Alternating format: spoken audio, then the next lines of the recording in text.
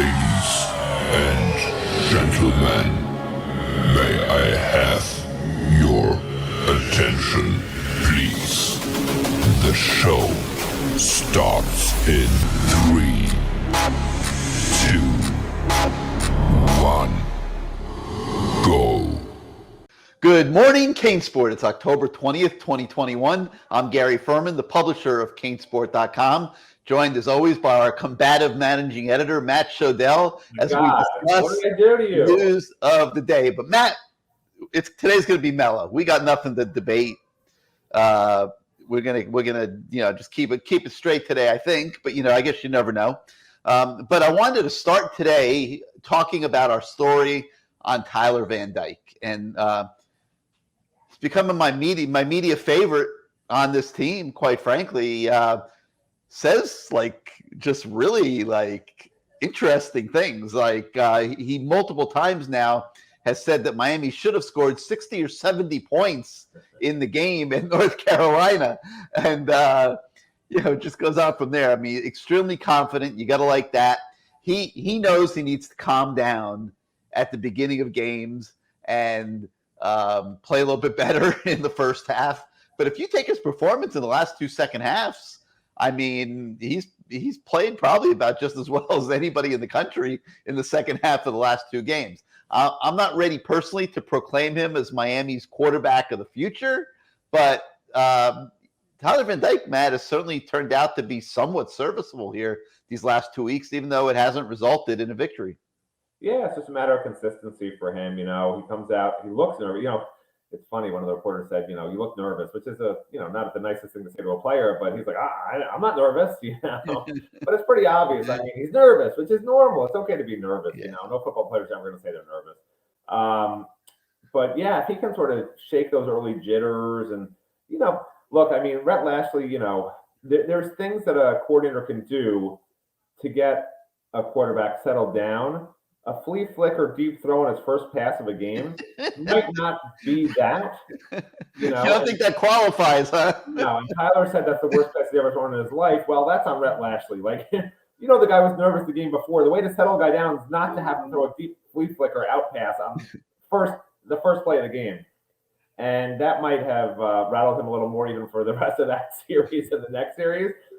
So Rhett's got to look. They got a great running back in Jalen Knighton, who's a great pass catcher out of the backfield. There's nothing wrong with throwing some quick hitters, screen pass to Jalen Knighton. I hope Rhett sort of understands this is a guy who, isn't just settled in from the first play. He's a young quarterback.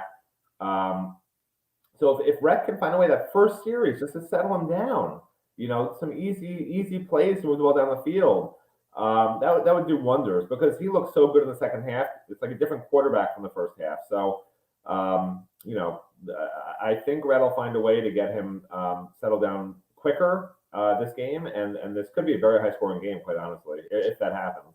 You talk about simple passes, and I'm remembering now, as you mentioned it, that swing pass to Jalen Knighton in the second half. That was, so beautiful. I'm not sure that North Carolina didn't bust the coverage or something on the play, but you have Knighton. They didn't bust the coverage. He shook 2 tackles on that play. Yeah, but I mean, he was all by himself. There was nobody out there, and then he had to beat 2 guys. But you put Jalen Knighton in open field like that with his speed, and he's going to be very tough to bring down. And what if that was the first play? Would the game have played out differently if Tyler Van Dyke had that success to start out the game?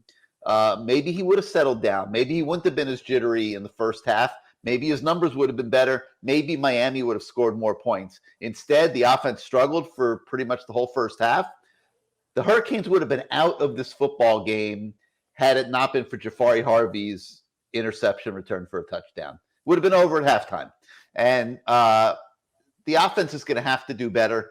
Matt, Saturday against NC State, another one of the stories that we have on the website this morning, might as well transition into that. As well, is we take a look at the big challenge that NC State provides on both sides of the ball, and they do. I mean, they're good on offense. They're good on defense. They can run the ball. They can throw the ball. On defense, they're one of the best statistical defenses in the country. So Miami's going to have to really be on point, I think, this week. And I know the coaches are feeling that urgency as they embark on practice this week, which began yesterday. And you're not going to be able to take a half to get settled in this week. No, and I sort of smiling because the North Carolina, the NC State coach, Dave Doran, compared Miami's defensive line to the Mississippi State defensive line. Like they're just talking up Miami, like how great Miami is. You have to over at NC State. But the fact is, like NC State might be 5-1 and ranked number 18. There's no reason Miami can't win this game. Like there's no great team in the ACC this year. That's why yesterday we were talking about, if you're going to fire Manny Diaz, why are you waiting to see if they beat NC State? All you're doing is is having an excuse not to fire Manny Diaz. If he beats the top, the number 18 team in the country, and then somehow wins at Pitt, like all of a sudden, does the conversation change? Is that what Miami's waiting? Well, because I think you have a university over here getting organized to change things, and I think you got an athletic director over here that doesn't want to change. Well, that's the point, right? So they're giving him a chance to sort of still stick around. But regardless of that, I don't want to rehash all that from yesterday, but like this is a game Miami can win. I mean, I've looked at NC State. I know what Miami has. NC State, as good as their stats are, allowing 14 points a game, teams can't even get 100 yards rushing a game against them. Like their personnel-wise, they're not that good. They're similar to last year, a little better than last year. And like Miami can score points on this defense. I really do think that. I don't think Miami's defense is going to do real well, but this could be, a similar game to North Carolina, just with a lot of points scored and could go either way. It's either going to be that or Miami gets blown out because they've given up on the season. It's one or the other. So there's only so much a team can take. 2 last-second losses, losing 6 Power 5 in a row, all the negativity. Practice, they looked, yesterday at practice was probably the worst practice I've ever seen at Miami. In terms of an energy standpoint, I've never seen coaches having to tell kids, hey, be energetic, which is what they did several times. Like, maybe Miami's given up, maybe not. We're going to find out on Saturday. But if they have not given up, they can beat NC State. I truly believe that. Last year they played in Raleigh, and it took the game of De'Ara King's life to get out of there with a victory. And, so this year now, NC State has to come to Hard Rock Stadium. That's obviously an edge for Miami. I think that's why you're seeing the line hover around Pick'em with NC State, maybe a slight favorite. We'll talk more about that later in the week with Lee Sterling on our You Bet CaneSport show. Vegas sees it as an opportunity. I think that means it's an opportunity for Miami to put a win on the board that means something. Vegas is basically, you could ask Lee Sterling, but Vegas is basically saying Miami's going to win because anybody with a brain, NC State has everything to play for, and Miami has basically nothing to play for at this point other than maybe a bowl game, and maybe in their minds they think they're saving Manny Diaz's job. I don't know. But, like, it should, it should be an easy NC State win on paper for what NC State's playing for and what they've done this season versus what Miami's done the last 6 times they faced a decent team, really 7 if you include App State. So it's like, it makes no sense that Miami is within 3.5 points on paper, which basically is Vegas saying Miami's going to win, and everyone's betting on NC State anyway because, everyone with a brain looks at the stats and says NC State should win pretty easily. So, but they also might be trying to, I don't know if they're just trying to manipulate the betting on the game. Well, doesn't the line go up? I mean, look, I'm not an expert, but doesn't the line go up and down based on how the money comes in? It should, yeah. And we're gonna have to talk to Lee about this a lot, obviously, on our show this week because it's a surprising line. I mean, it just is. I mean, I would have expected NC State even coming on the road that Miami would have been a home underdog by like 7 points, not 1 point. Yeah. I would have thought if NC State was at home, I would have thought this is a 12, 13-point line. So, yeah, at least, which would translate into what, a 7 to 9 point, whatever it is. Yeah, it's so, this will be an interesting thing to watch as the week goes on, just the betting line on this game. But the bottom line is NC State is a challenge. I personally believe they're the best team in the ACC this year that I've seen. I watched their game very closely against Clemson, and I thought they outplayed Clemson pretty handily, which is probably shaping my opinion on that regard. Plus, there's no way in hell that I'm going to sit here and tell everybody that Wake Forest is the best team in the ACC. I don't care what. I mean, I know they're the highest ranked right now by circumstance, but you're not going to convince me that Wake Forest is a better team than Clemson and NC State, and even even Miami if Miami's playing well. I mean, but you just don't ever know minute to minute what Miami team you're going to get on the field, and that's why the Canes are where they are. All right, so we've got the Van Dyke story, we've got the NC State story, and we also have a story on Jalen Knighton, who very rapidly I think is evolving into what we could see could be a superstar on this team. Without question, to me, the biggest game-breaking talent on offense, I more than any of the receivers, for sure. I think Knighton is capable of a big play every single time he touches the ball. Such a shame, Matt, that he got himself suspended for, we don't really know the true reason. It was never revealed. But whatever he did was serious enough that they sat him down for 4 games. And that's a shame, because I think had he started the season fresh on day one, that he would be well on his way to a great season right now. And here we are going into game 7, and he's really just kind of like emerging. Yeah, I mean, people are going to be upset with me for saying this, but like Cam Harris's injury is a blessing in disguise, because Rhett Lashley, God bless him, loves to run 3rd and 1 and 4th and 1 and a lot of in between the tackles on 1st and 2nd down, right up the middle. And Jalen Knighton's not that kind of runner, and Rhett Lashley knows he can't do that anymore. And that was killing this offense over and over again, even last year. And now it's going to be a lot of the outside zone runs and sweeps and use Jalen Knighton's speed and get the ball out in space. And that is what this offensive line is geared towards, because it's not a good offensive line between the tackles. And this is going to help Miami's offense, as weird as it sounds, to have Cam Harris injured, because when Cam Harris is in the game, he's not that kind of guy who's that, the horizontal runner. He's just a pure downhill, put your head down and run straight ahead runner. And if you give him that big hole in the middle, he'll go through it. But they don't have the hole. But they don't have the line to do that. You saw Jalen Knighton last game, the tiniest little crack, and he just is gone, through that hole for 10, 14 yards. And then obviously the reception wasn't a run, but he's the kind of runner this offensive line and this offense needs. And he provides Rhett Lashley with a lot of different things that Cam Harris couldn't do. Now, what's going to hurt Miami is Jalen Knighton's a horrible pass protector. He just is. He's not big. He doesn't really know what he's doing yet. He's young, and that's going to be a problem. But that really probably is going to hurt Will Mallory more than anything else, because I mean, let's face it, they're better off having Will Mallory stay in as that extra blocker than Jalen Knighton right now. And I feel bad for Will Mallory, but I assume that's what Rhett Lashley is realizing. So, I don't expect a lot of passes going Will Mallory's way, but I do expect a lot of really good runs and plays in open space for Jalen Knighton. I think that's he's going to be a huge offensive weapon moving forward. And after he had 44 yards that first game he was back, I said, this guy should be starting. I mean, you just saw the speed and explosiveness that Cam Harris didn't have on those, even just on those 10 or 11 carries he had in that, I guess it was the Virginia game. I was on Good Morning CaneSport. I said, this guy needs to start and be the featured back. Mm-hmm. And he only really exploded the second half last game. He didn't have that many yards in the first half, even though he did get a lot of opportunities the first half.